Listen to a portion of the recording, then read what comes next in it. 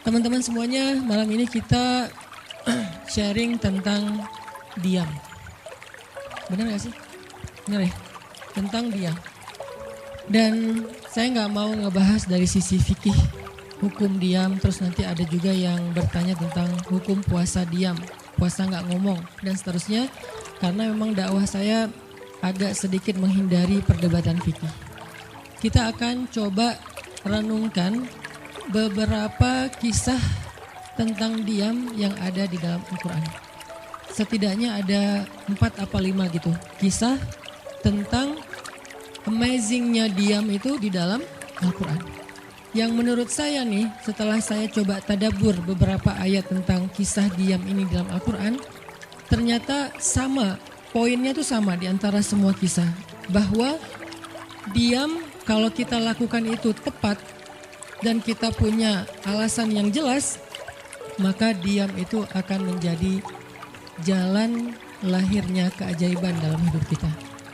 Jadi jalan munculnya keajaiban dalam hidup kita. Banyak orang yang berbicara untuk membela diri, padahal kalau dia diam, Allah yang bela dia. Kita ngebela diri kadang-kadang gak ngaruh, karena pembelaan diri kita tuh dianggap subjektif. Tapi kalau Allah yang bela dia, Allah punya banyak cara dan Allah menggenggam hati manusia.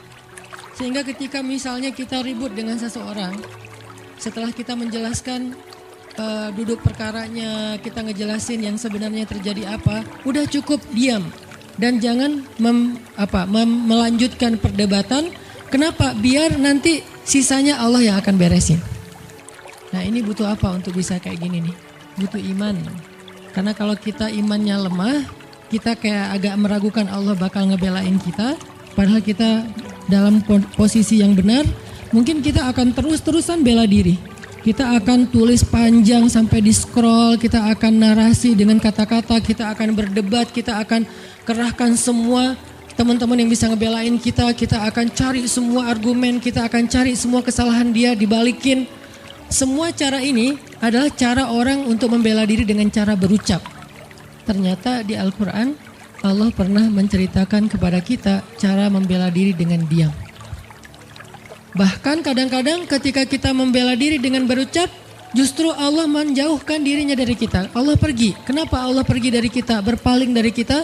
Karena saat kita membela diri dengan berucap, dengan ngomong, dengan broadcast, dengan komen, dengan bikin caption dan seterusnya, kadang-kadang di dalam kata-kata kita itu ada hal yang justru gak benar. Ada yang bohong terpaksa gitu. Akhirnya gara-gara pengen bela diri kita jadi bohong. Gara-gara pengen bela diri kita jadi cari-cari kesalahan orang lain. Gara-gara pengen bela diri kita jadi buka aib. Gara-gara pengen bela diri kita jadi melebih-lebihkan sesuatu yang harusnya gak kayak gitu. Artinya justru karena kita berucap, karena kita ngomong malah jadi salah. Akhirnya orang gak respect, Allah lebih gak respect lagi. Sehingga malam ini kita pengen belajar tentang gimana cara menjemput keajaiban ketika kita punya masalah dengan seseorang lewat diam. Mungkin teman-teman sering mendengar hadis yang disampaikan oleh para penceramah, para ustadz. Hanya mungkin malam ini kita akan lebih banyak ngambil contoh. Karena saya pikir narasi-narasi ideal berupa ayat dan hadis udah banyak yang menyampaikan. Tapi membawanya dalam contoh konkret daily kehidupan kita itu mungkin gak semua orang aware. Karena emang kehidupan orang beda-beda. Apalagi misalnya seorang ustadz yang mungkin jarang main sosmed. Dia gak tahu masalah di sosmed itu apa. Seolah-olah sosmed itu bukan realitas hidup. Padahal kita tahu anak muda Indonesia main sosmed sehari gak kurang dari 6 jam. Berarti ada 6 jam realitas kehidupan kita yang jarang dibahas dan dibimbing dengan bimbingan agama Allah, Al-Quran dan hadis. Kenapa? Karena realitas ini kurang difahami oleh sebagian guru-guru, oleh sebagian ulama yang mereka emang agak gak terlalu akrab dengan sosmed. Mereka gak akrab dengan yang namanya Instagram, YouTube, Twitter, Line apalagi. Karena Line ini anak mudanya mungkin ABG banget kan. Jadi agak-agak kurang akrab. Kalaupun mereka pakai itu hanya karena soleh banget kali ya. Karena soleh banget jadi mereka pakainya sebatas sekedar share ceramah doang. Jadi gak main. bukan pemain sosmed lah, sekedar menggunakan sosmed sebagai media panggung ceramah. Udah share, itu juga kadang-kadang yang nge-share-nya admin, jadi nggak ngulik gimana cara tuh kurang ngulik. Padahal realitas sosmed itu udah jadi realitas daily kehidupan kita. 6 jam kita ada di sosmed dan 6 jam itu tetap waktu yang akan dihisap oleh Allah. Bukankah selain harta, selain tenaga, selain amal, waktu juga akan dihisap? Maka waktu kita 6 jam itu apakah tidak ada hubungannya dengan agama? Ada banget. Sehingga saya mencoba untuk semampu saya bareng dengan kita semuanya belajar. Bisa nggak ya kita jadi smart netizen? Atau dalam kehidupan sehari-hari bisa jadi smart citizen dengan sikap diam. Gimana sikap diam citizen, smart citizennya? Lagi di jalan, ketika orang lain mungkin bikin kita bete, bikin kita emosi, bisa nggak kita diam? Di rumah ketika kita berselisih dengan pasangan, bisa nggak kita diam? Di kos-kosan ketika kita digedor-gedor terus minta uang kos-kosan sama bu kos, bisa nggak kita salah itu mah ngumpat ya. Salah contohnya. Ya gitulah pokoknya. Jadi kita akan coba bahas diam ini dari angle daily kehidupan kita. Karena saya lebih suka kayak gitu biar langsung praktis bisa dipakai. Memang hadis-hadisnya banyak. Salah satu yang paling terkenal, man kana yu'minu billahi wal yawmil akhir falyakul khairan aw liyasmut.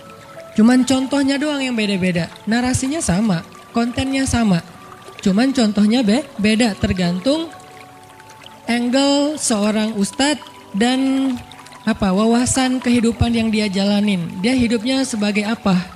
Kalau hidupnya sebagai seorang ustadz yang ada di dalam masjid, mungkin ya contoh-contohnya adalah tentang di dalam masjid, tentang bergaul sesama ustadz, dengan aktivis, manggilnya akhi ukhti. Tapi kalau dia kehidupannya main, berarti dia akan ngambil contoh tentang main. Gimana kita biar tetap bisa soleh walaupun kita lagi main dan seterusnya. Tapi narasinya sama. Man kana yu'minu billahi wal yaumil akhir falyakul khairan aw liyasmut. Atau nanti cerita yang lain kata Nabi, yang paling banyak memasukkan orang ke dalam api neraka 2. 1 lisannya, kedua kemaluannya. Ini 2 hal yang paling sering menyebabkan orang masuk neraka. Kalau kemaluannya kita tahu artinya dia hawa nafsu, syahwat. Kalau lisan ini ngomong, justru gara-gara kita ngomong banyak, kadang itu jadi kayak pemberat timbangan keburukan kita dan itu tuh rugi gitu. Makanya kita perlu belajar, bukan saya ngajak kita, kita diam aja seharian. Kayaknya agak kurang fair juga ya. Dan saya juga nggak diam seharian. Susah kalau untuk diam seharian, apalagi sama keluarga, kan kita butuh ngobrol sama teman. Ya serealistis mungkin dan senatural mungkin. Cuman kalau lagi ada kasus bisa nggak nih kita diam? Terutama kalau lagi ada kasus. Terutama kalau lagi ada masalah. Dan saya yakin kita tuh pasti sering punya masalah dengan seseorang. Gimana caranya kita diam? Gimana cara Nabi diam ketika diomelin oleh Aisyah radhiyallahu anha? Ngomel, diam. Aisyah ngomel kepada Nabi, nggak menceritakan aib orang lain, nggak mencela, cuman ngomel karena lagi cemburu. Nabi diam. Beres Nabi diam, baru Nabi nanya, udahan Aisyah? Udahan. Terus Aisyah mau apa? Udah. Jadi nggak didebat sama Nabi. Padahal Nabi kalau mau mendebat, hadisnya banyak banget. Tinggal sesungguhnya saya bersabda, kan beres ya. Udah selesai, tapi kok Nabi nggak pakai hadis? Kok malah kita yang pakai hadis Nabi untuk mendebat? Sementara Nabi pemilik hadis nggak pakai hadis buat berdebat. Kalaupun beliau berdebat, perdebatan yang positif, perdebatan yang konstruktif, yang membangun, yang memberikan hasil yang insya Allah tetap menjaga akhlak. Itu yang disebut dengan wajadilhum billati hiya ahsan. Tapi kalau dengan keluarga, Nabi itu nggak suka debat. Istrinya ngambek, istrinya rame-rame nggak mau nggak mau ngomong sama Nabi, ya udah Nabi di mihrab ngomong aja sama Allah sama Jibril. Ternyata lebih dahsyat lagi, ketika Nabi di mihrab ngomong sama Allah dan Jibril doang, akhirnya istri-istrinya lebih dari seminggu ngerasa kayak nasib kita gimana ya, kok Nabi udah nggak mau ngomong sama kita lagi, kok kita digantung gini gitu kan ya. Akhirnya turunlah ayat Al-Quran yang menegur istri-istri Nabi gara-gara perilaku mereka kepada Nabi. Ini menunjukkan bahwa ayat-ayat tentang diam itu menjadi solusi itu luar biasa loh. Dan saya pengen malam ini sebagai motivator, katanya sebagai motivator saya pengen memotivasi kita supaya kita percaya diam itu solusi. Diam itu keajaiban. Nggak usah komen itu ternyata, nggak nge-replay komen head itu ternyata bagus. Nggak usah terlibat dalam perdebatan di sosmed, itu tuh bagus banget. Saya hari ini tadi sore posting tentang update berita di Palestina. Ada seorang perempuan yang ditembak di perbatasan sama orang Israel. Kenapa saya turn off si komennya? Karena saya tahu ini akan mengundang emosi. Jadi takutnya malah kemana-mana kan. Jadi ngomong politik, jadi ngomong apa, mending di turn off aja deh. Tapi kalau yang lagi saya dibully, saya biasanya nggak nge-turn off. Yang di turn off tuh hal-hal yang sifatnya memunculkan polemik yang semakin melebar, jadi kurang produktif. Akhirnya kita offin dulu komennya. Tapi saya tetap pengen share itu biar orang update berita dari sana tuh lagi apa. Dan mudah-mudahan saya berharap itu di repost orang banyak, akhirnya jadi minimal membangun awareness masyarakat dunia bahwa Palestina itu layak untuk merdeka. Dari dulu udah layak untuk merdeka sejak mereka dijajah oleh Israel. Itu doang sih kampanyenya. Tapi saya nggak mau kampanyenya melebar kemana-mana sehingga di offin dulu aja komennya. Kenapa? Off komen itu kadang-kadang bagian dari diam baik. Ngapain juga kita ladenin komen yang macam-macam walaupun mungkin komennya itu ada yang kita berpihak sama dia, sepaham dengan dia, ada yang beda. Tapi tetap aja saya lihat kadang-kadang komen itu berlebihan. Sampai muncul kalimat-kalimat mencela, sampai marah-marah, sampai caps lock tanda seru kan ya. Ini kan nggak nyaman lagi kan kalau udah kayak gini, mending diam. Nah di sini kita pengen belajar diam itu ternyata ajaib. Diam itu ternyata benar-benar kata orang emas. Diam itu ternyata solusi. Diam itu ternyata pembelaan diri yang paling efektif. Kalau selama ini kita masih percaya membela diri yang paling efektif ngomong. Membela diri yang paling efektif itu bikin postingan. Membela diri yang paling efektif itu bikin caption yang bagus. Membela diri yang paling efektif itu komen. Membela diri yang paling efektif itu minta pembelaan dari manusia. Ternyata mungkin itu benar, tapi ada yang lebih efektif lagi.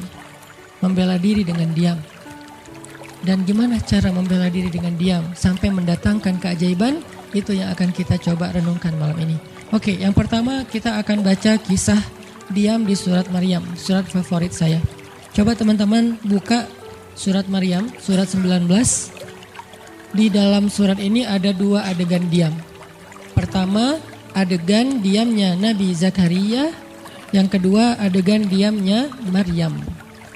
Surat 19, surat Maryam, ayat 10.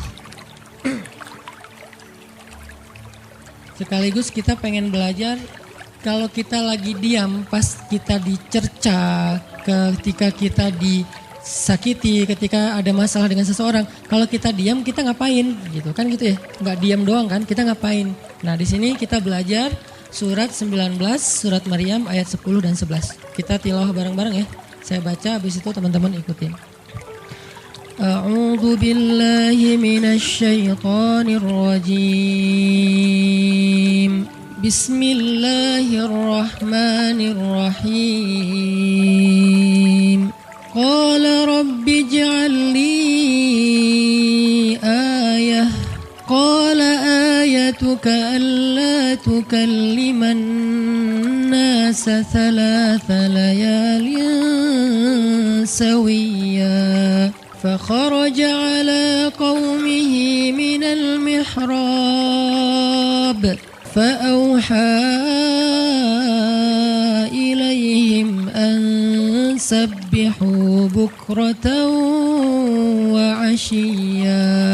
Berkatalah Zakaria, Rabbi, berikanlah untukku sebuah pertanda bahwa aku akan punya anak laki-laki. Allah berfirman, tanda-tanda bagimu adalah engkau tidak akan bisa berbicara dengan manusia selama 3 malam berturut-turut.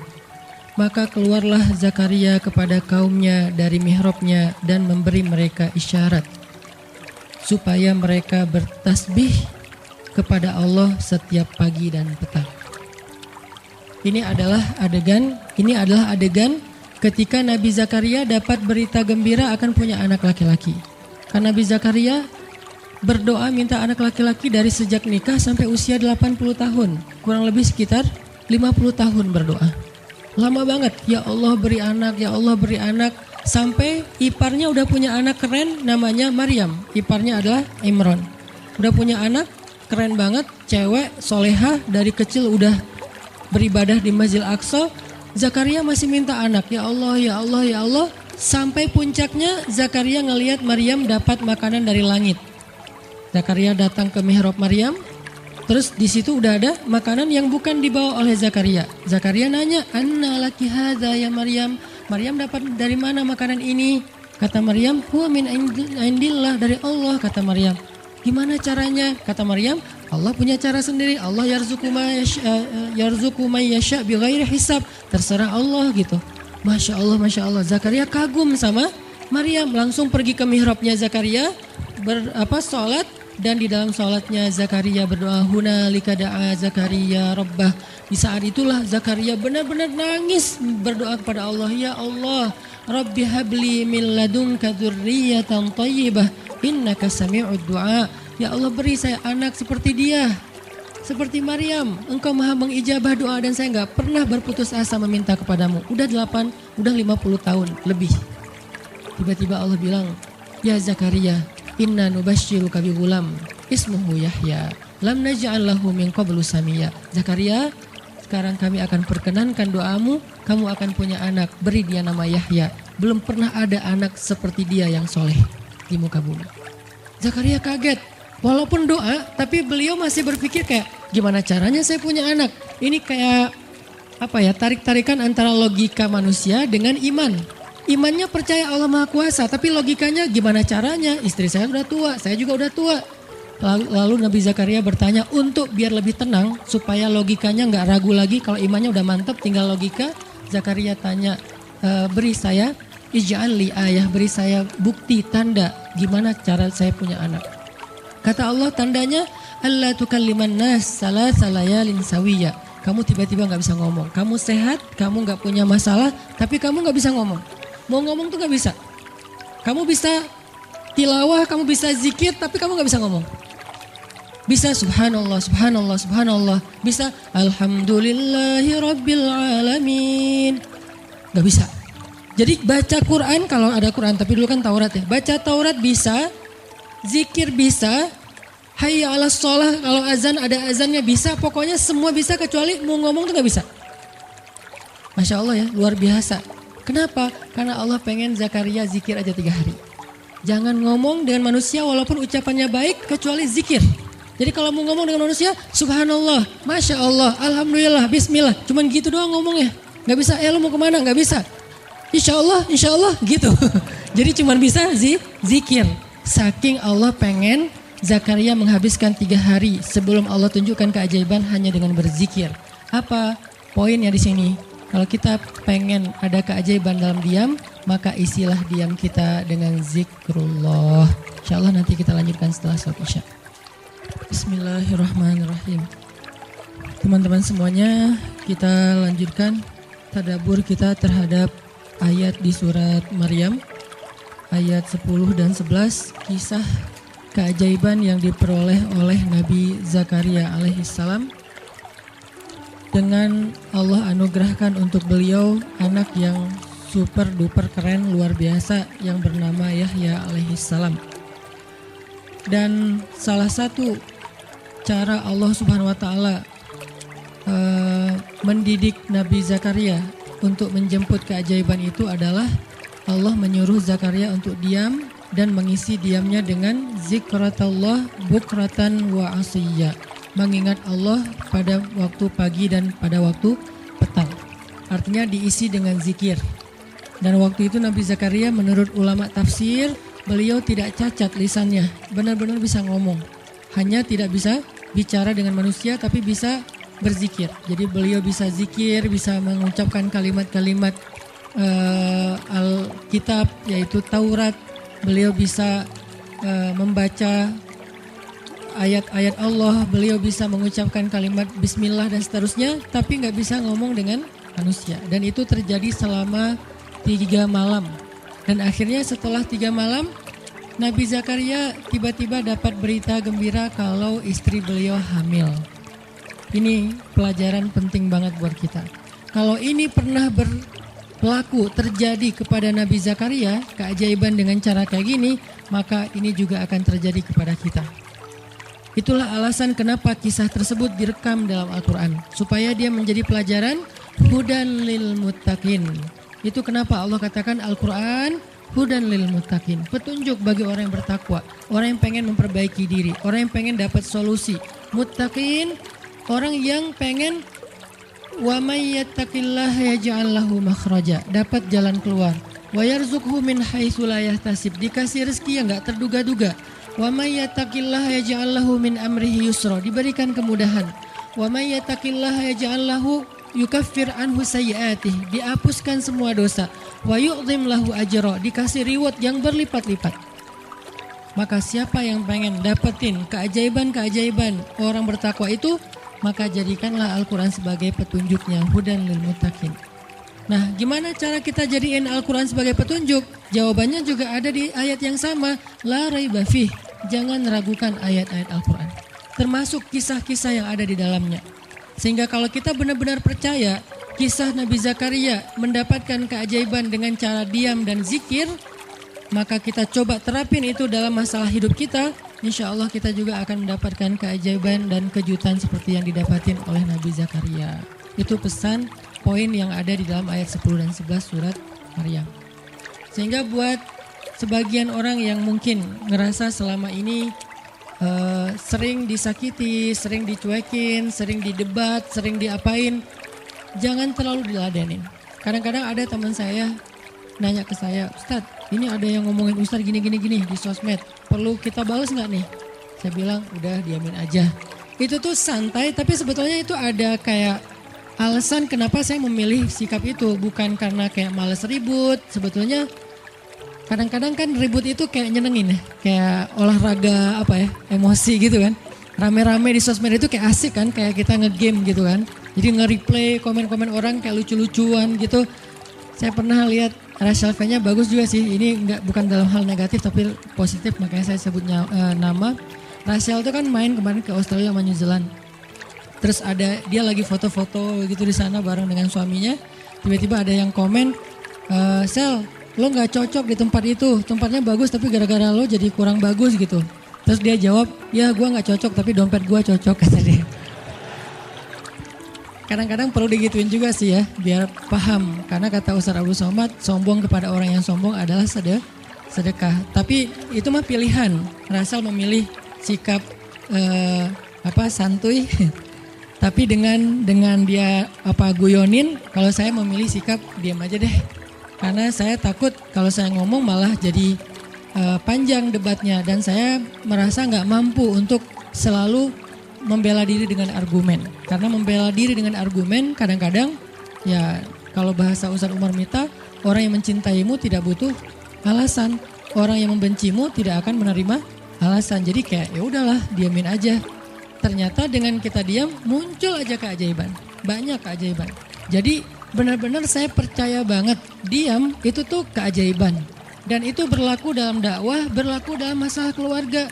Ketika istri lagi ngambek, dia misalnya komen panjang di sosmed, di WhatsApp misalnya, dia kayak misalnya namanya juga lagi ngambek ya, ngomong panjang di WhatsApp. Kalau saya sabar untuk diam, itu tuh beres dengan sendirinya dan akhirnya malah lebih baik. Tapi kalau saya kepancing, jadi kita balas-balesan.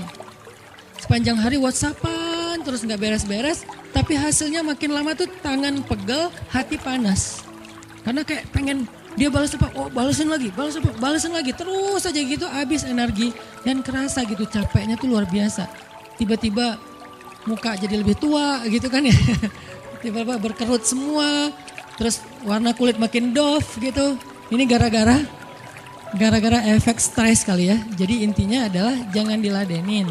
Diamin aja setelah kita klarifikasi fitnah. Kalau itu berbentuk fitnah. Tetap kita butuh tabayun. Klarifikasi biar tidak menyebar fitnah. Tapi beres klarifikasi nggak usah diperpanjang. Berapa kali mungkin teman-teman ngelihat, mungkin saya pernah nggak ada apa-apanya sih dibandingkan Ustadz Felix. Kalau beliau lebih pro lah dalam masalah kayak gini. Kalau saya beberapa kali dibully di sosmed, Pernah nggak saya ladenin? Hampir nggak pernah. Cuman klarifikasi maksudnya, udah beres, diamin aja, diamin. Sepahit apapun, sepanas apapun kalimatnya, yang kadang-kadang Ustaz nggak baca, penasaran soalnya. Kalau kita diam karena nggak baca, mungkin nggak ada challenge-nya kan. Ini baca, komennya semua sampai ribuan itu satu-satu dibaca tuh. Oh gini ya, bisa gini ya orang ngomong teh. Terus aja dibacain satu-satu. Capek, cari air putih, minum lagi, baca lagi gitu. Terus sampai beres dibaca itu. Mungkin 2 hari lah baru khatam. Saking banyaknya komen. Tapi mencoba lagi belajar, bukan udah jago enggak, sama sekali enggak. Mencoba lagi belajar, bisa enggak setelah udah panas banget, gergetan banget beberapa, udah bisa banget tuh dibalesin, di replay. Jangan deh, ada yang udah di replay panjang, dihapus lagi enggak jadi. Kenapa? Karena masih belajar, yakin diam itu keajaiban. Dan selama ini saya ngebuktiin diam itu emang keajaiban. Kenapa? Karena Allah pernah mengisahkan kisah Zakaria dan kisah-kisah yang lain, bagaimana mereka dapetin keajaiban dengan cara diam. Ini yang kita coba pengen rubah sedikit persepsi kita.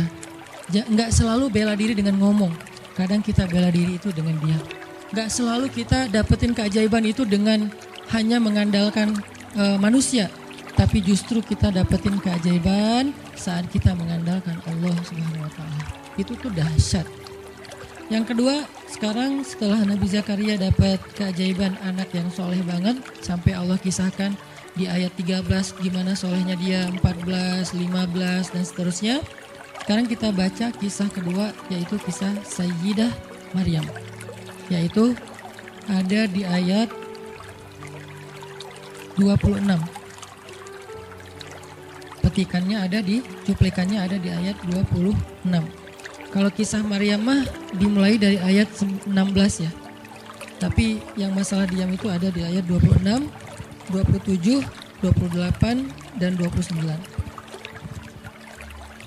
Bismillahirrahmanirrahim.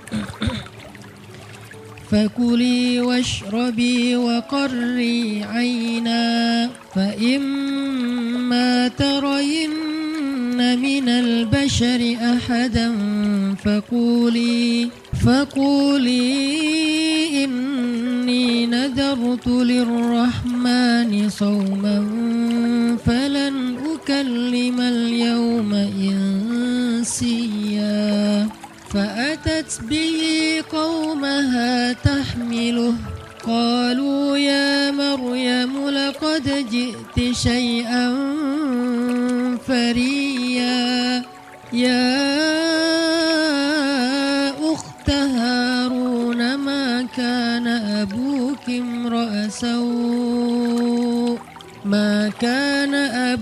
امرأ سوء وما كانت أمك بغيا فأشارت إليه قالوا كيف نكلم من كان في المهد صبيا. Dan maka makan dan minumlah dan bersenang hatilah engkau wahai Maryam, dan jika engkau bertemu dengan seseorang katakanlah sesungguhnya saya telah berazam untuk berpuasa pada hari ini dan saya tidak akan berbicara dengan manusia pada hari ini. Lalu Maryam pun datang kepada kaumnya sambil menggendong bayinya. Kaumnya berkata, wahai Maryam, engkau datang kepada kami dengan membawa kalau bahasa kita tuh pembawa apa istilahnya, sial, apa ya, dengan membawa keburukan. Jadi kayak dianggap pembawa kesialan. Wahai saudari Harun, sesungguhnya ayahmu bukanlah seorang yang nista ataupun pendosa, dan begitu juga dengan ibumu bukanlah perempuan yang hina. Lalu Maryam memberi isyarat, fa'asyarat ilaih, memberi isyarat dengan menunjuk ke arah bayinya. Lalu mereka berkata, bagaimana kami akan berbicara dengan seorang bayi yang masih digendong oleh ibunya, maksudnya masih terlalu kecil. Ini adalah cuplikan adegan Maryam ketika baru pulang kampung. Jadi ceritanya di ayat sebelumnya, ketika kandungan Maryam semakin besar dan nggak bisa disembunyikan dari penglihatan manusia, Maryam pun pergi menjauh ke sebuah tempat yang tidak ada siapa-siapa.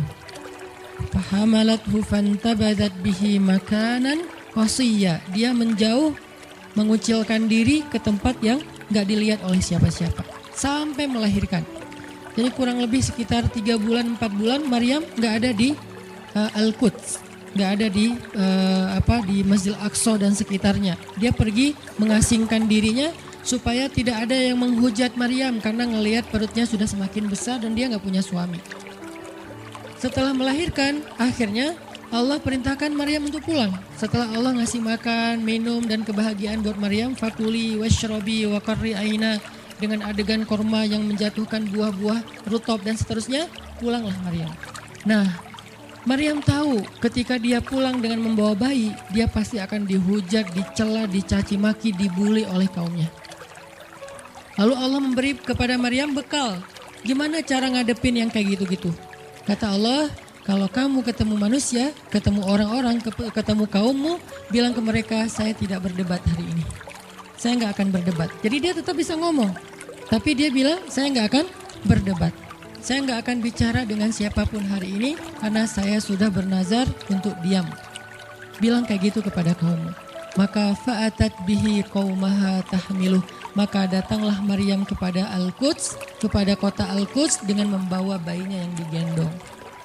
Datang.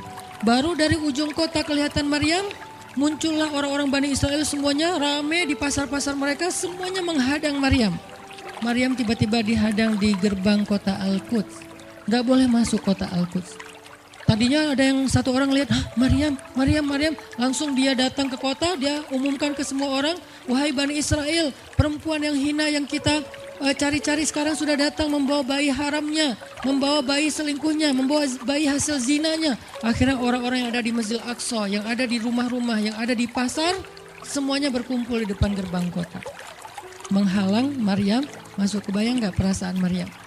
Padahal dia itu lahir di situ, dia beribadah di situ, ayahnya orang situ, ulama pula, pamannya Nabi pula di situ. Tapi dia sekarang dihadang oleh semua penduduk Al-Aqsa, penduduk Al-Quds, Bani Israel.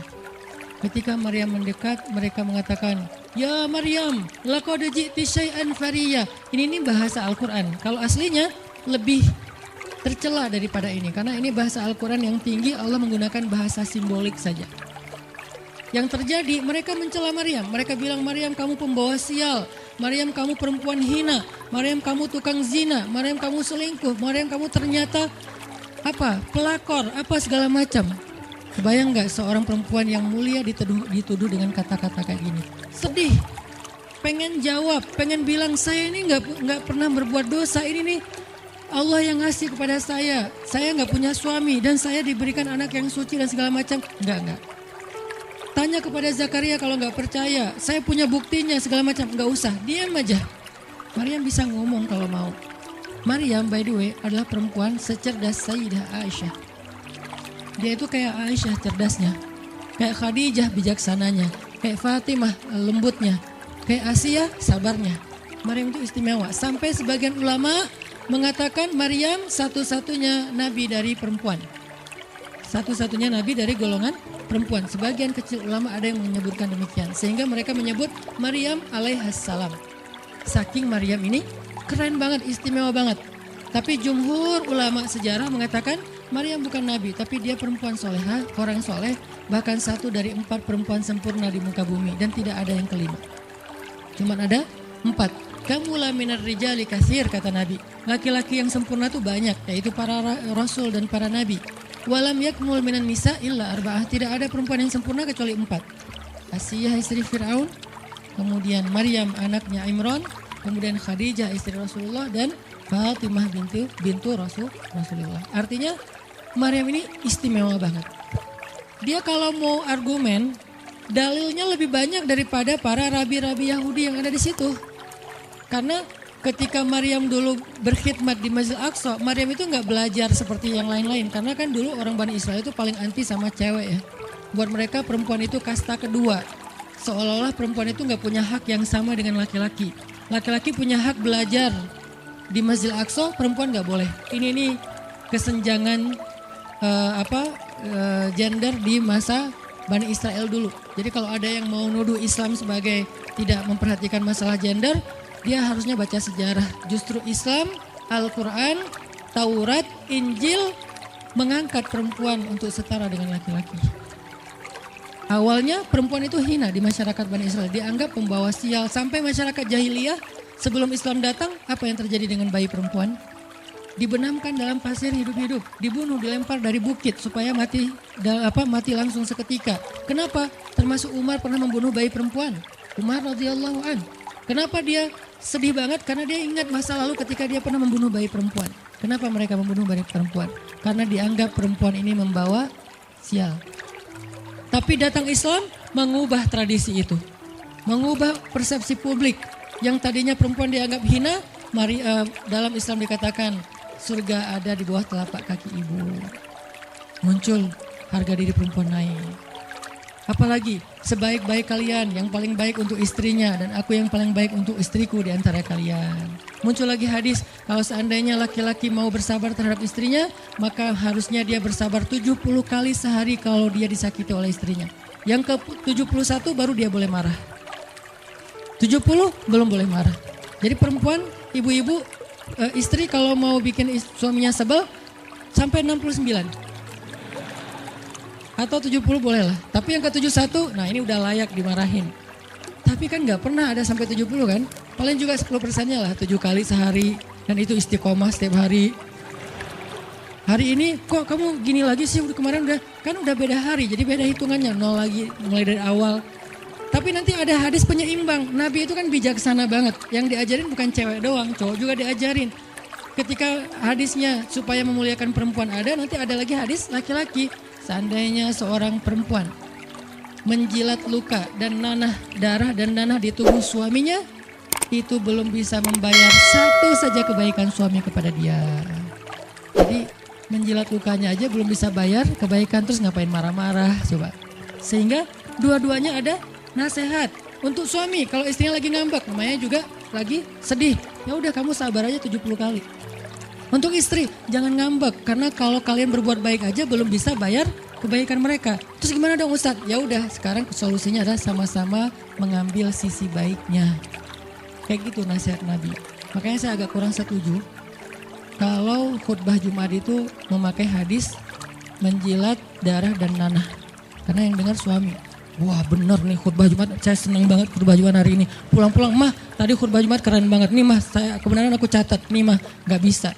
Kalau khutbah Jumat, pakailah hadis sabar 70 kali.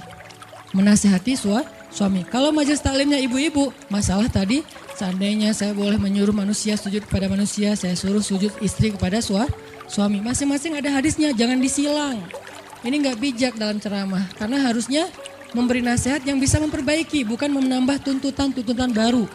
Wah benar nih kalau suami saya dengar, harusnya suami saya datang, Ustadz boleh nggak acara selamatan di rumah saya nanti temanya ini gitu. Kalau perlu ngundang Ustadz yang dia kenal, request dulu untuk ngemojokin pasangan, ini nggak bijak. Balik lagi ke cerita tadi, Maryam tuh pinter banget, cerdas banget. Dari kecil dia udah hafal Taurat. Ibarat anak sekarang hafal Quran. Dan lebih sulit ngafal Taurat daripada Quran. Kenapa? Karena bahasa Al-Quran itu sastra banget. Jadi ngafalnya itu kayak ngafal syair. Itu aja udah susah kan? Kebayang gak ngafal Taurat? Lebih sulit lagi tuh. Dan Maryam dari usia di bawah 5 tahun udah khatam Taurat. Udah tahu tafsir Taurat. Usia 7 tahun. Bahkan saking keren dan pinternya Maryam, kadang-kadang ketika Maryam ngobrolin tentang Taurat sama Zakaria, itu Zakaria sampai geleng-geleng kepala. Maryam, gitu maksudnya? Sampai nanya ke Maryam.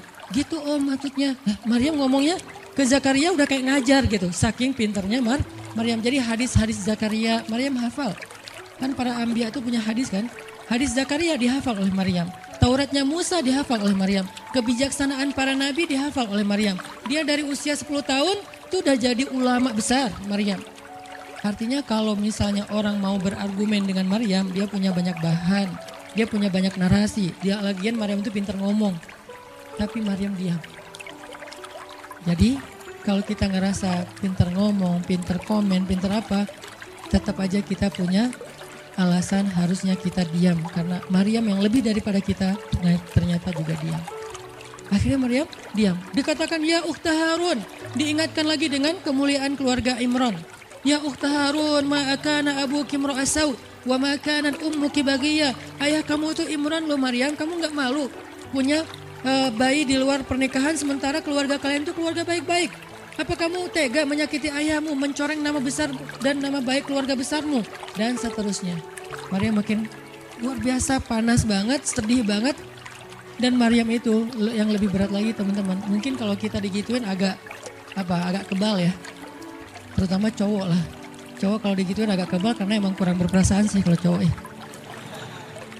Coba lihat dari angle cewek. Cewek itu lebih peka loh dari kita. Kita mah mungkin lebih mudah lah diam. Diomelin, diam aja. Karena kita kan orangnya agak santuy gitu kan. Kalau cewek itu gak bisa gitu. Makanya lihat angle ini dari angle cewek. Kalau tadi Zakaria, sekarang Maryam. Dan Maryam lebih peka daripada semua cewek yang ada di muka bumi. Lebih perasa lagi daripada perempuan yang ada di muka bumi. Sangat-sangat pemalu. Saking pemalunya, ketemu cowok keren, ta'awuz coba. Cewek itu perasaannya lebih dalam daripada kita. Jadi kalau misalnya cewek-cewek, Maryam tuh gak punya, ketemu cowok keren aja dia ta'awuz. Siapa cowok keren yang ditemui Maryam? Jibril. Gabriel loh yang ditemuin. Dan waktu itu Jibril menjelma. Apa? Fatamassala laha basyaran sawiyya. Jibril menjelma sebagai basyaran sawiyya. Allah yang ngomong tuh, cowok keren. Allah yang bilang keren. Kalau kita merasa udah paling keren, menurut Allah biasa-biasa aja. Karena Allah pernah menciptakan Yusuf, Allah pernah menciptakan Muhammad, Allah pernah menciptakan Yahya. Kita merasa paling keren, Allah pernah menciptakan Sarah, perempuan paling keren juga, Aisyah, Fatimah. Jadi buat kita kayak udah kegeeran paling keren se-Bandung gitu kan ya. Menurut Allah mah biasa. Kalau Jibril, Allah sendiri yang bilang dia tuh emang keren. Jibril emang bukan malaikat, tapi kalau ketemu manusia, kecuali para nabi, Jibril itu menjelma sebagai manusia. Supaya tidak terlihat wujud aslinya. Karena gak kuat orang ngelihat wujud aslinya Jibril.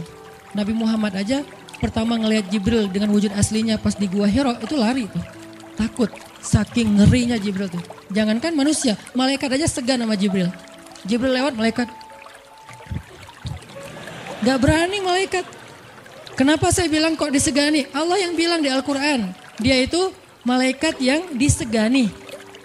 Dzu mirratin. Dzu mirrah kalau bahasa kita, malaikat yang sangat berwibawa. Sehingga di antara malaikat aja gak ada yang sembarangan bicara sama Jibril. Mau bicara sama Jibril kayak, aduh segan malu gitu malaikat, cuma gak pakai itu mah Sunda ya. Pokoknya malaikat mah gak berani ngomong sama Jibril saking segannya. Kenapa? Gagah banget wujud aslinya. Ketika dia membentangkan sayapnya, itu sayap menutupi timur dan barat. Jadi matahari, bulan, bintang udah gak kelihatan. Yang kelihatan cuma Jibril dengan keagungannya. Itu belum Allah ya, baru ciptaan Allah. Jibril, salah satu makhluk Allah yang paling agung. Sehingga saking kerennya Jibril, Allah gak menyebutnya dengan nama malaikat. Padahal golongannya malaikat, tapi Allah menyebutnya dengan Ruhul Quds, Roh Kudus, yaitu Jibril. Nah ketika ketemu dengan Maryam, Jibril bermisal itu menjelma sebagai basyaran sawiyah, cowok keren banget. Saking kerennya Jibril, Umar aja terkesima ngeliat Jibril. Pernah Jibril datang ngajarin iman, Islam, ihsan kepada Nabi Muhammad. Dan Umar ngelihat Jibril terkesima, gak bisa ngomong, diam aja. Benar-benar speechless banget nih Umar. Jibril udah pulang, baru Nabi nanya, Umar tahu gak itu siapa? Hah, apa Rasul? Gitu, saking masih kayak terkesima. Apa Rasul? Tahu gak barusan siapa? Siapa ya Rasulullah? Saya gak kenal orang itu, kok keren banget. Kata Rasul, itulah Jibril. Masya Allah, itu Jibril. Ya Alhamdulillah bisa ngelihat Jibril langsung, tahu gitu tadi. Gitu ya. Kalau bahasa kita mah udah langsung pengen foto-foto kan sama Jibril. Kebayang gak cowok sekarang lihat Jibril? Baru lihat artis Korea aja kita udah kayak gimana kan, BTS atau apa, udah segala macam, udah guling-guling, udah gigit jari, baru BTS doang. Kadang-kadang gak ngeliat BTS langsung, cuma lihat di TV doang, udah aku gak bisa gini, aku gak bisa gitu kan ya. Belum ketemu Jibril loh. Jadi gak ada lah artis sekeren Jibril. Baru Yusuf aja udah pada ngiris tangan, belum malaikat. Sampai ketika cewek-cewek ketemu Yusuf, mereka bilang apa? Ini bukan manusia, ini malaikat. Jadi gantengnya Yusuf itu bukan ganteng-ganteng apa? Itulah. Ganteng kok hewan gitu kan. Ini ganteng-ganteng malaikat. Belum ada tuh film atau sinetron itu. Yusuf itu ganteng-ganteng ganteng-gantengnya tuh malaikat. Levelnya tuh level malaikat. Jadi kalau ada Jibril, ada Yusuf kayak, nih yang mana Yusuf, mana Jibril ya? Keren dua-duanya. Nah Jibril datang ketemu Maryam bukan di atas panggung rame-rame. Berdua coba, intimate banget kan. Kalau di atas panggung teriak-teriak gak keren lah, biasa aja. Ini tuh berdua, private banget. Di satu ruang kecil, berdua gak ada yang tahu, tiba-tiba Jibril berdiri di depan Maryam, senyum dengan khas senyumnya malaikat yang mematikan gitu. Maryam pas buka mata lagi zikir ngelihat Jibril depan matanya keren banget. Langsung Maryam bilang apa? A'udzubillah. Cie, wibawa banget kan Maryam? A'udzubirrahmani minka in kunta taqiyya. Jadi emang elegan sih orang-orang soleh itu. Dia langsung nunduk, dia bilang A'udzubirrahmani minka in kunta taqiyya. Aku berlindung kepada Allah yang Maha Rahman. Kenapa ngomongnya Rahman? Karena keren. Kalau enggak keren, A'udzubillah. Karena keren, A'udzubirrahman. Tapi masih ta'awuz, cuman pakainya Rahman. Karena Allah tuh Maha Pengasih yang udah bikin kamu tuh keren. Diksinya luar biasa ya. Maryam gak bilang, A'udzubillah minasyaitonirrajim. Enggak, ini enggak layak dibilang syaitan, ini terlalu keren. Jadi gak bisa A'udzubillah, A'udzubirrahman. Berarti Maryam tuh pinter. Sampai dia bisa memilih diksi Asma'ullahil Husna. Dia nggak pakai diksi Allah, dia pakai diksi Ar-Rahman. Karena yang datang itu wajahnya tuh wajah orang baik, tapi keren. Akhirnya, A'udzubirrahmani minka in kunta taqiyya, kata Maryam. Jibril juga elegan, paham maksud Maryam. Maksudnya, kamu siapa? Itu pertanyaannya.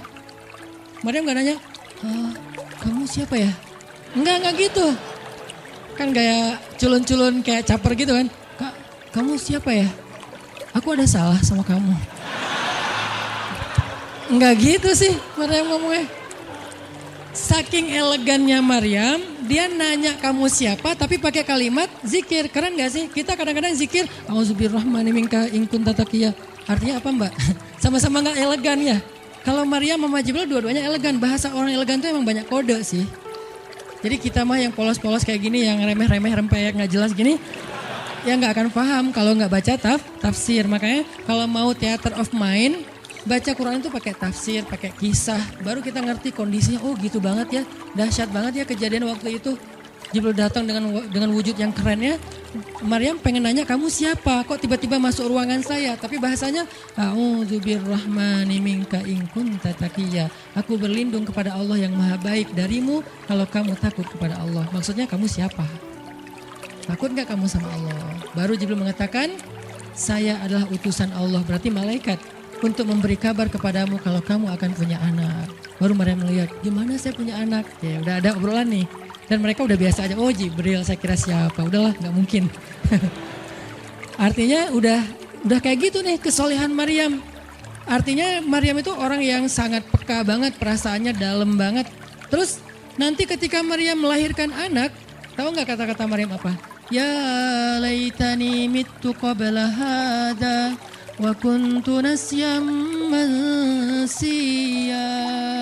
Saat Maryam merasakan sakitnya kontraksi, mau melahirkan Isa, Maryam itu sambil kontraksi sambil bilang, ya laitani mittu qabla hadza wa kuntu nasyan mansiya. Aduhai seandainya saya mati aja sebelum kejadian ini dan saya dilupakan oleh manusia seolah-olah saya tidak pernah ada.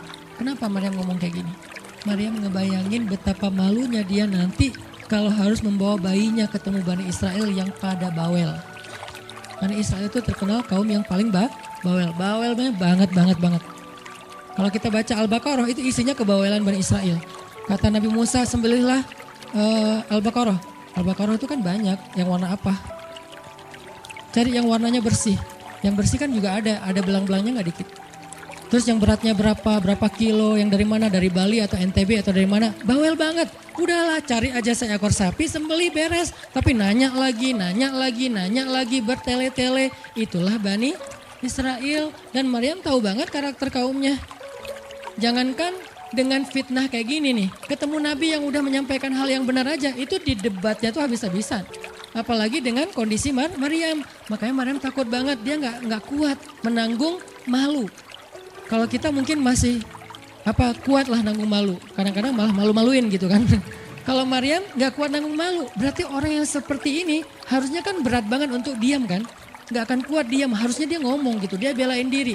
Tapi Maryam itu sisi lainnya adalah perempuan yang mukminah, siddiqah, sangat yakin sama Allah. Allah suruh diam, ya udah diam. Gimana pun dihujat, diam. Kata Allah diam, diam. Ya Allah mereka bilang saya itu berzina, diam. Ya Allah bilang ini anak haram, ini anak saya nih, anak yang mulia. Anak yang satu-satunya ketika lahir nggak disentuh setan di antara manusia loh. Satu-satunya manusia ketika lahir nggak disentuh setan. Nabi Muhammad setannya malah diislamkan. Beda, kerannya itu beda. Kalau Isa nggak disentuh setan. Kalau Nabi Muhammad setannya malah masuk Islam. Masing-masing punya keistimewaan lah. Tapi satu-satunya manusia yang lahir nggak disentuh setan cuma Isa. Kita semuanya pernah disentuh. Lahir langsung. Apa sih lo datang-datang ke dunia nggak nambah-nambahin kerjaan gua gitu kan. Kita nih orang biasa, jadi pas lahir tuh udah ada langsung setan bisik-bisik, yuwas bisufi sudurinas, makanya disuruh azan kan. Karena kenapa? Biar nggak dibisikin sama setan. Dan kalau bisa suara azan kita harus lebih lembut daripada suara setan, karena setan juga kayak nge-tricky gitu. Saya ibu kamu. Anak bayi dinina bobokan sama setan, hiduplah iblis gitu-gitu kan. Jadi kayak di dokter nama setan, iblis itu keren, iblis itu soleh, iblis itu baik, tapi pakai bahasa nasyid. Lagunya tuh kayak akustik gitu, lembut banget gitu kan. Makanya suara muazin kalau azanin anaknya yang lembut, jangan azan Allahu Akbar, asyhadu alla ilaha illallah. Dia malas ke masjid nanti kalau udah dewasa. Kenapa? Gue malas banget dengan suara ini nih. Salahnya siapa coba? Salah ayahnya. Belajar azan di Al-Latif sama Muzammil sama Teras Tahfiz. Biar azannya tuh kayak Allahu Akbar, Allahu Akbar. Bayinya senyum-senyum. Ntar gue bisa lebih dari itu.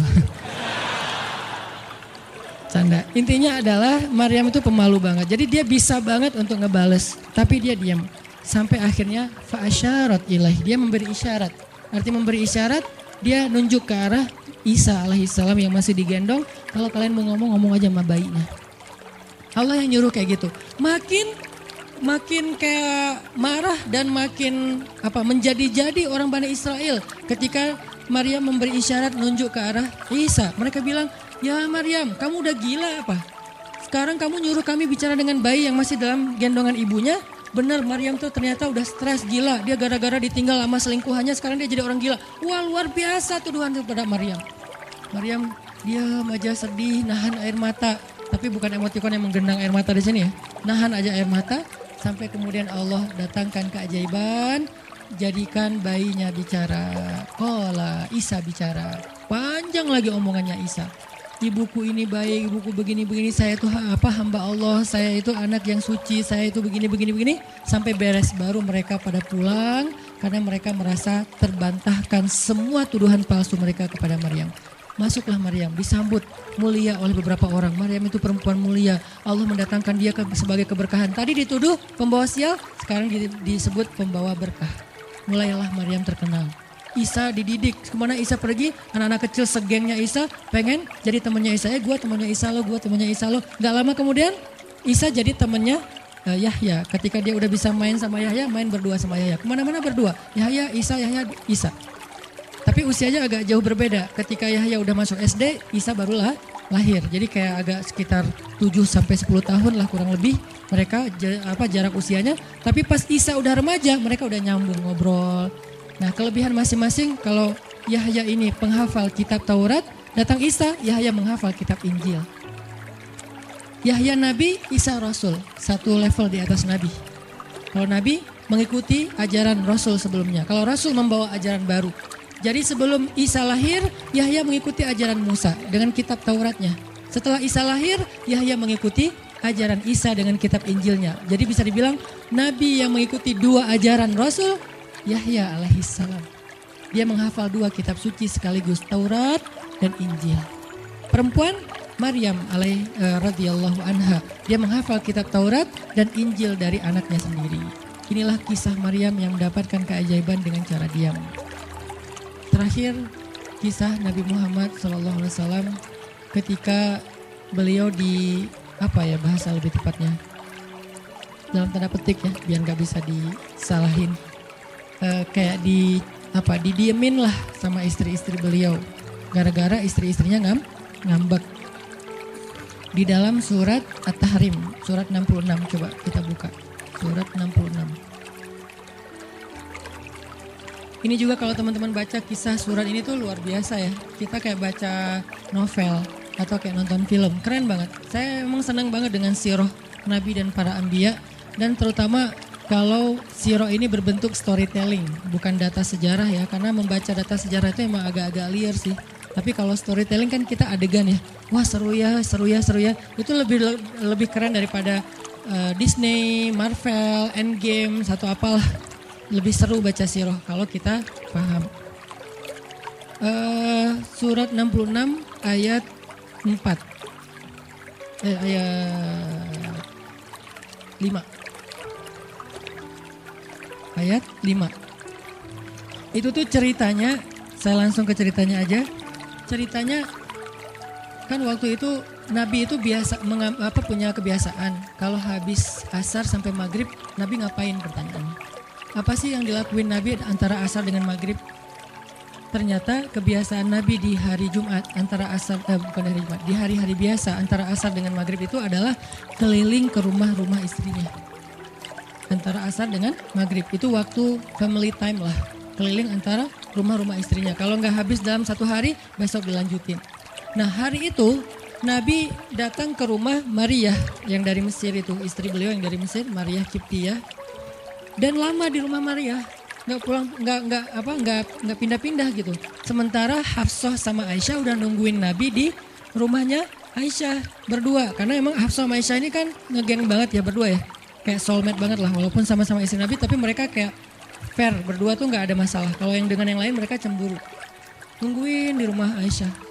Hafsah, Nabi di rumah siapa sih sekarang? Kata Hafsah, di rumah Maria. Kok lama banget sih di rumah Maria, dikasih makan apa sih? Gak tahu tuh, dari tadi kita tungguin gak datang-datang. Kan sesama cewek nih ngobrol. Lama gak datang-datang, menjelang maghrib Nabi baru datang. Aisyah udah agak bete nih. Lama banget sih giliran di Maria aja datang lama, di rumah saya gak datang-datang. Begitu Nabi datang. Nabi datang. Diam aja Aisyah sama Hafsah. Assalamualaikum. Waalaikumsalam. Kayak ngambek gitu kan.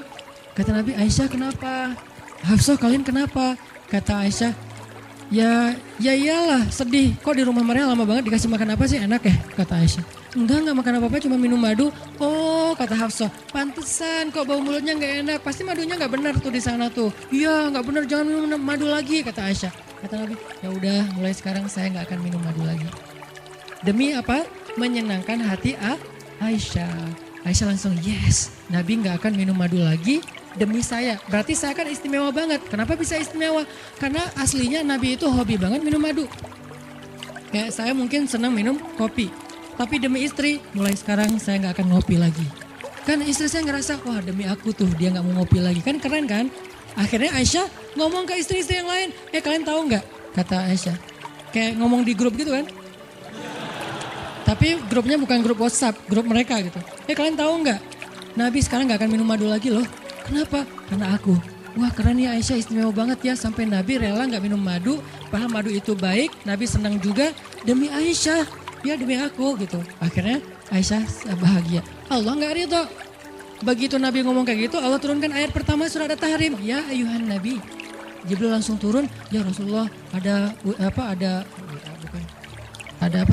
pesan. Ada pesan tuh dari Allah. Kata Rasulullah, pesan apa Jibril? Nih, ya ayuhan Nabi, lima tuharrimu ma ahallallahu lak tabtaghi mardhata azwajik. Kenapa engkau mengharamkan apa yang Allah sudah halalkan bagimu? Hanya pengen menyenangkan hati istrimu, wahai Rasul? Astagfirullah, salah ngomong saya. Mengharamkan yang Allah halalkan. Astagfirullah ya Allah, mulai sekarang saya akan minum madu lagi. Astagfirullah, maafin saya ya Allah. Jibril balik ke Allah, kasih tahu Nabi akan minum madu lagi. Nabi ngomong ke istri-istri yang ngumpulin semuanya, kecuali Aisyah. Semuanya dikumpulin. Ada Hafsah di situ. Wah istri-istriku, maaf ya aku salah ngomong kemarin depan Aisyah. Sekarang aku akan meralat. Mulai sekarang aku akan minum madu lagi di rumah-rumah kalian. Jadi kalau sore aku lagi datang, siapkanlah madu seperti biasanya. Terus istri-istri Nabi ngerasa, Masya Allah Nabi sekarang minum madu lagi demi kita. Gitu kan ya. Kan antara mereka kan saling pengen nunjukin siapa yang paling istimewa kan. Demi kita sekarang Nabi udah minum madu lagi. Nabi sampai meralat kata-katanya. Akhirnya ternyata kalimat itu sama Hafsah disampaikan ke Aisyah. Kalau bahasa sosmed kita di capture, di forward. Kan bahaya banget kan. Disampaikan ke Aisyah. Aisyah tuh lihat Nabi sekarang minum madu lagi loh. Demi siapa coba? Demi kami. Aisyah, innalillah, jadi Nabi gini. Cuman Aisyah gak sampai ngomong kayak kita. Dasarnya cowok dimana aja sama gitu. Itu mah kata-kata cewek sekarang ya. Kalau Aisyah kan elegan kan gak ngomong gitu. Akhirnya pas Nabi datang Aisyah diam. Aisyah diam. Kata Nabi, Aisyah kenapa? Aisyah kenapa? Oh jadi gitu. Di belakang ternyata sekarang minum madu lagi. Hah? Nabi langsung datangin sama Jibril. Rasulullah tahu gak kenapa mereka rame-rame sekarang? Siapa yang ngasih tahu nih ke Aisyah? Jibril ternyata jadi penengah. Makanya jangan macam-macam deh sama Nabi. Ada Jibril, ada Allah kan susah gitu membuat rahasia. Tahu nggak Rasulullah kenapa Aisyah ngambek? Kenapa wahai Jibril? Gara-gara Hafsah ngebocorin rahasia Nabi kepada Aisyah. Oh ini kerjaan Hafsah kata Nabi. Oke, Hafsah. Panggil nih Hafsah. Dipanggil Hafsah, kata Nabi Hafsah, kamu udah membocorkan rahasia saya. Ini menurut sebagian tafsir. Memang ada banyak tafsir sih. Salah satu tafsirnya kayak gitu. Hafsah kamu udah membocorkan rahasia aku. Dan sekarang istri-istri pada ngambek.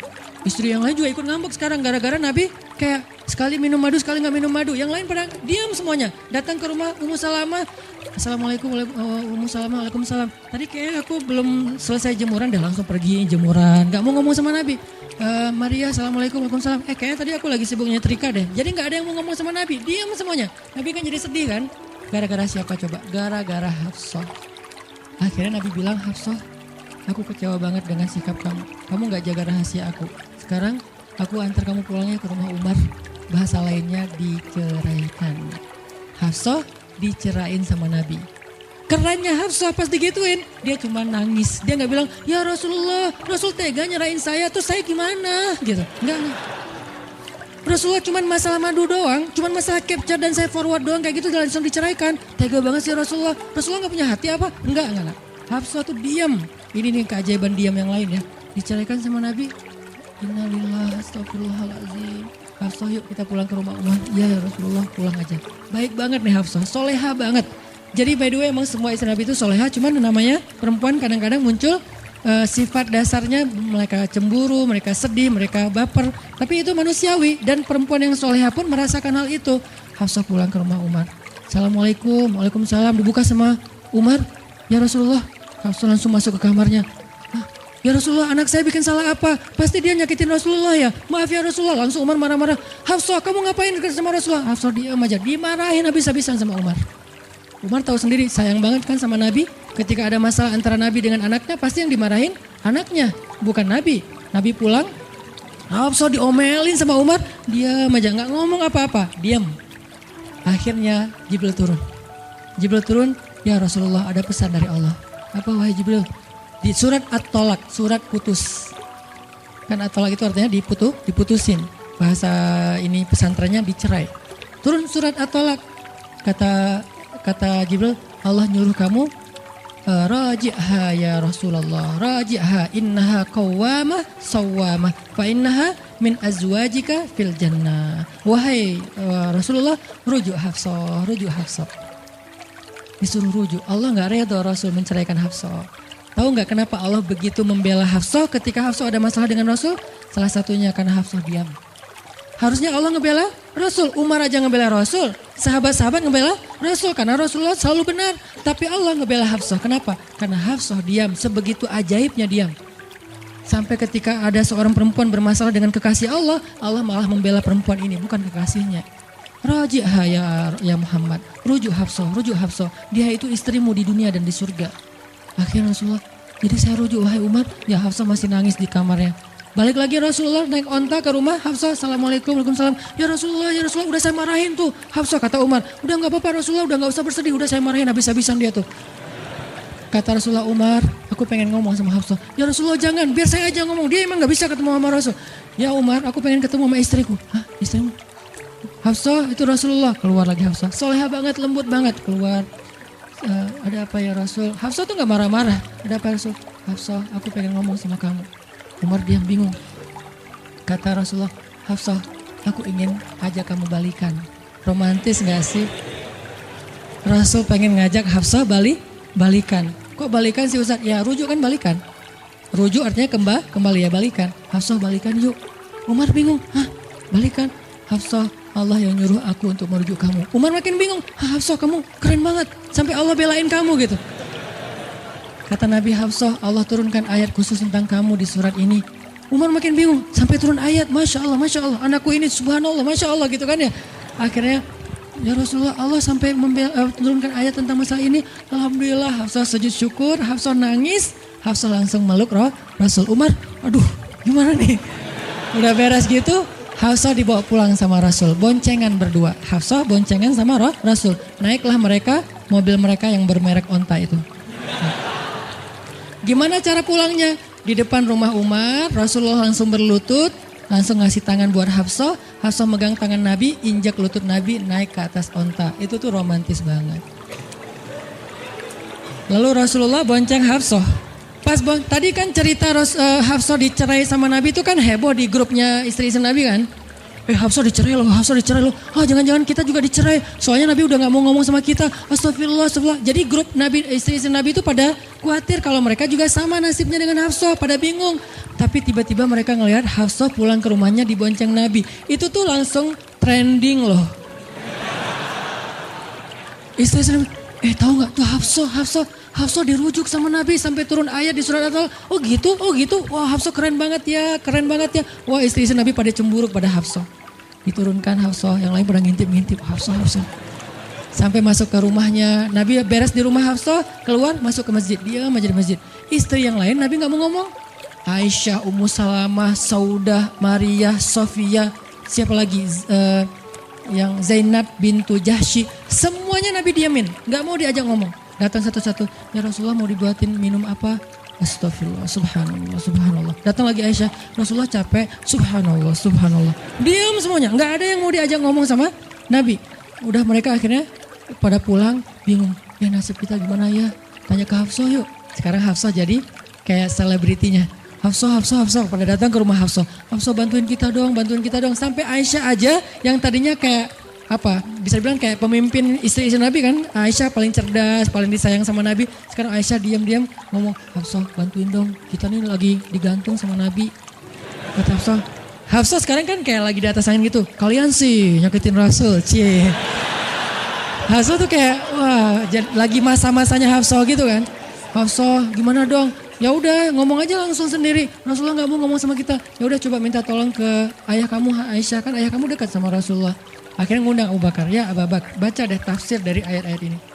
Abu Bakar datang, ayah tolongin kami dong. Kenapa? Kami itu dianggurin sama Nabi, didiamin, digantung udah seminggu lebih. Jangan-jangan kami juga dicerai kayak Hafsah. Kalau Hafsah dicerai tapi udah dirujuk, kami gimana nasibnya?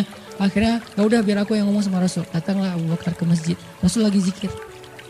Ya Rasulullah, itu istri-istrimu mutus saya. Subhanallah. Ya Rasulullah, Masya Allah. Ya Rasulullah, la ilaha illallah. Abu Bakar aja Rasul gak mau ngomong sama dia. Padahal Abu Bakar itu udah paling akrab sama Nabi. Abu Bakar diam, gak bisa diajak ngomong nih. Abu Bakar balik lagi ke rumah istri-istri Nabi. Kata istri-istri Nabi, gimana Abu Bakar? Astagfirullah, innalillah, gimana kalau Abu Bakar aja gak bisa, gimana yang lain?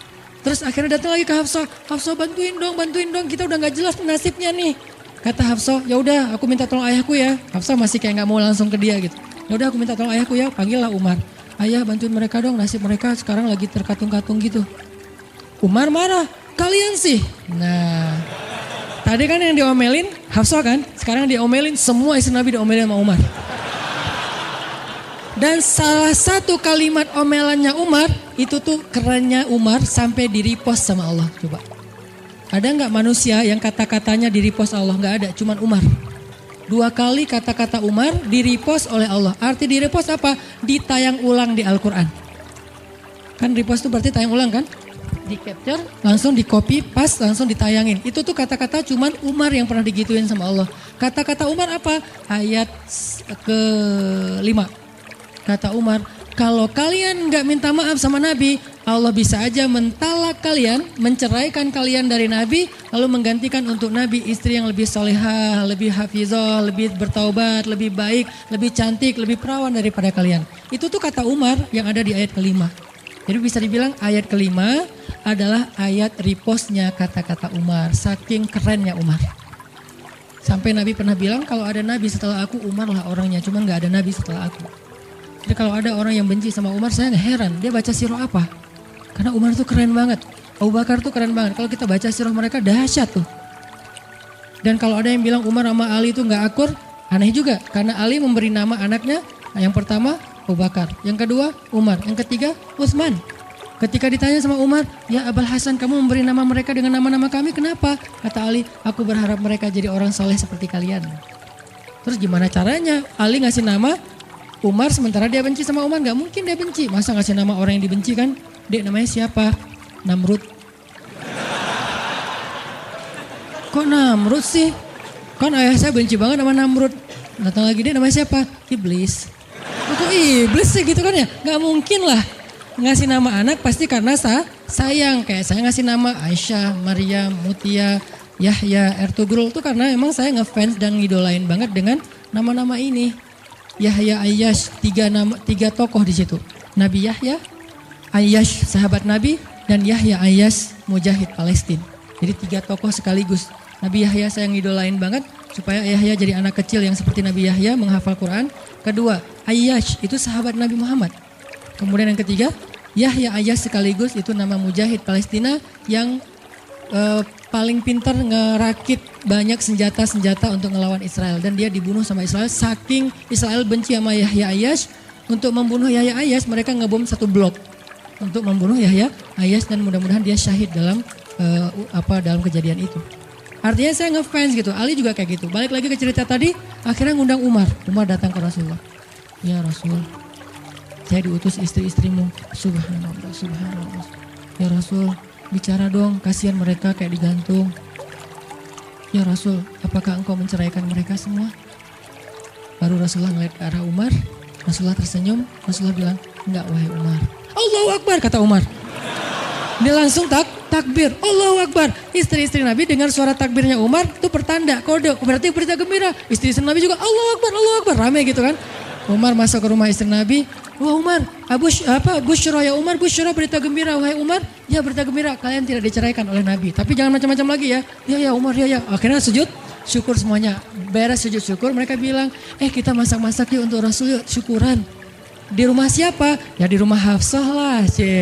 Akhirnya mereka masak-masak di rumah Hafsah. Pas sudah beres masak-masak, mereka ngundang Nabi untuk pulang. Tapi yang berani ngomong sama Nabi cuman Hafsah. Hafsah, kita udah beres masak nih. Minta dong Nabi pulang ke rumah. Ya udah tenang, biar aku yang minta. Hafsah datang, ya Rasulullah, kami masak-masak loh untuk Rasul, yuk pulang yuk. Ya Hafsah, udah beres Nabi zikir, sujud, beliau balik sama Hafsah. Sampai ke rumah Nabi, tenang, udah selesai lah urusannya. Apa yang terjadi setelah itu Ustadz? Udah gak ada riwayatnya, jadi gak bisa diriwayatin. Pokoknya beres itu mereka pun hidup bahagia selamanya. Apa pelajarannya di sini? 2 orang di sini dapat keajaiban lewat diam. 1 Hafsah. Allah suruh rujuk gara-gara dia diam. Kedua Nabi, diam aja sambil zikir sampai akhirnya Allah beri pelajaran yang berharga. Istri-istrinya yang tadinya ngambek serentak semuanya insaf bahasa kita. Sadar dan mereka minta maaf kepada Rasulullah. Jadi kalau istri lagi ngambek, lagi ngomel, diam. Isilah diam kita dengan zikir. Tapi zikirnya bukan auzubillahi minasyaitonirrajim, auzubillah. Jangan, dia bukan setan. Dia hanya lagi ngambek. Subhanallah, Masya Allah, Alhamdulillah. Yang paling efek itu la haula wala quwata illa billah. Itu ngefek banget. Mudah-mudahan ini bisa menjadi penyemangat, motivasi untuk kita semuanya. Betapa kata as-samt, as-sukut, diam aja dalam Islam itu adalah kebaikan yang luar biasa dahsyat. Mudah-mudahan itu bisa jadi behavior, perilaku kita sehari-hari, perilaku kita di sosial media, perilaku kita di jalan, di rumah, dimanapun. Sehingga orang yang sudah hijrah, udah ngaji, mukmin harusnya bisa menjadikan diam sebagai bentuk pembelaan diri kalau dia ada masalah. Barakallahu fiikum. Subhanakallahumma wa bihamdika. Asyhadu an la ilaha illa anta. Astaghfiruka wa atubu ilaik. Assalamualaikum warahmatullahi wabarakatuh.